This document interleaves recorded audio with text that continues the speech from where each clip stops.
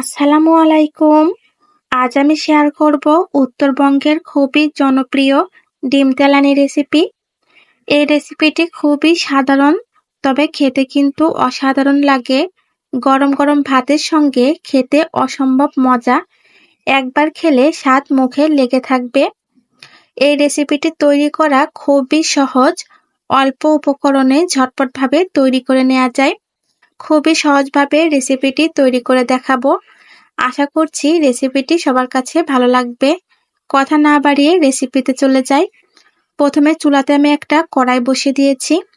এখন এখানে দিয়ে দিব পরিমাণ মতো রান্নার সাদা তেল। এই রেসিপিতে তেলের পরিমাণটা একটু বেশিই দিতে হয়। তেলটা একটু গরম হয়ে গেলে এখানে দিয়ে দিব 3টা বড় সাইজের পেঁয়াজ কুচি। এখন পেঁয়াজগুলো নেড়েচেড়ে হালকা লালচে করে ভেজে নিব। পুরোপুরি ভেজে বেরেস্তা করব না, হালকা লালচে করে ভেজে নিতে হবে। বেশ কিছুক্ষণ ধরে ভেজে নিয়েছি, দেখুন পেঁয়াজগুলো হালকা লালচে কালার চলে এসেছে। এখন এখানে আমি কিছু বাটা মশলা দিয়ে দিব। প্রথমে দিয়ে দিব 1 টেবিল চামচ পরিমাণ রসুন বাটা, 1 টেবিল চামচ পরিমাণ আদা বাটা, 1 টেবিল চামচ পরিমাণ পেঁয়াজ বাটা। এখন ভালোভাবে নেড়েচেড়ে বাটা মশলাগুলো ভেজে নিব, যেন কাঁচা গন্ধটা না থাকে। বাটা মশলার কাঁচা গন্ধটা থাকলে তরকারির টেস্টটা ভালো আসবে না। অবশ্যই ভালোভাবে ভেজে নিতে হবে যেন কাঁচা গন্ধটা না থাকে। আমি বেশ কিছুক্ষণ নেড়েচেড়ে মশলাটা ভালোভাবে ভেজে নিয়েছি। দেখুন মশলার কালারটাও কিন্তু চেঞ্জ হয়ে গিয়েছে। এখন এখানে দিয়ে দিব 1/2 কাপ পরিমাণ পানি। এখন ভালোভাবে নেড়েচেড়ে মিশিয়ে নিব। এখন এখানে কিছু গুঁড়া মশলা অ্যাড করব। প্রথমে দিয়ে দিব 1 চা চামচ পরিমাণ লবণ, 1 চা চামচ পরিমাণ হলুদের গুঁড়া, 1 চা চামচ পরিমাণ লাল মরিচের গুঁড়া, 1 চা চামচ পরিমাণ জিরা গুঁড়া। গুঁড়া মশলাগুলো দিয়ে ভালোভাবে নেড়েচেড়ে মশলাটা কষিয়ে নিতে হবে। যে কোনো রান্নার ক্ষেত্রে মশলাটা ভালোভাবে কষালেই রান্নার টেস্টটা অনেক ভালো আসে। অবশ্যই এখানে মশলাটা খুবই ভালোভাবে কষিয়ে নিতে হবে। আমি বেশ কিছুক্ষণ নেড়েচেড়ে মশলাটা খুবই ভালোভাবে কষিয়ে নিব। ফিরে এসেছি কিছুক্ষণ পর। দেখুন মশলাগুলো কিন্তু ভাজা ভাজা হয়ে গিয়েছে, ওপরে তেল ভেসে উঠেছে। এখন ভালোভাবে নেড়েচেড়ে দিব। এখন এখানে আমি ঝোলের পানি অ্যাড করব।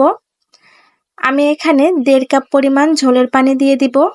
যেহেতু এই পানিতেই ডিম সিদ্ধ হবে, আমি ডিমটা আগে থেকে ভেজে বা সিদ্ধ করে নিই নাই, এজন্য এখানে 1.5 কাপ পানি দিয়েছি। পানিটা এখন ভালোভাবে নেড়েচেড়ে মশলার সঙ্গে মিশিয়ে নিব।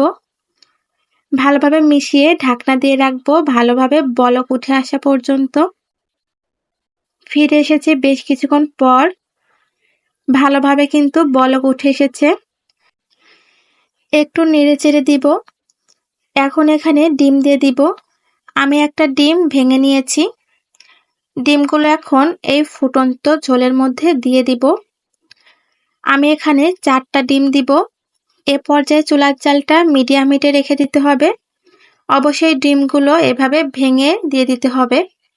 আমি একটা বাটিতে দিয়ে নিয়েছি। অনেক সময় ডিম নষ্ট থাকতে পারে, অবশ্যই চেক করে এভাবে বাটিতে নিয়ে দিবেন। এখন আমি ঢাকনা দিয়ে রাখবো, নাড়াচাড়া করব না। ফিরে এসেছি 5 মিনিট পর। ঢাকনা তুলে আলতোভাবে নেড়ে দিব যেন ভেঙে না যায়। অতিরিক্ত জোরে নাড়াচাড়া করবেন না, আলতোভাবে নেড়ে দিতে হবে।